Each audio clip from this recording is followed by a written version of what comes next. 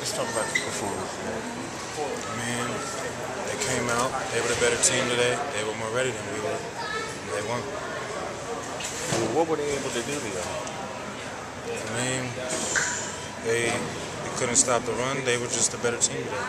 That's pretty much all it comes down to. They were more ready. They were more prepared. And they played better, and they won. Now, Coach talked about after Matt's fumble that you guys lost a lot of momentum. Is that true? Can you speak of that? I wouldn't say we lost a lot of momentum. I mean, we were grinding the whole game, but they were just a better team today. Did their no huddle present different challenges than Maryland's no huddle did last week?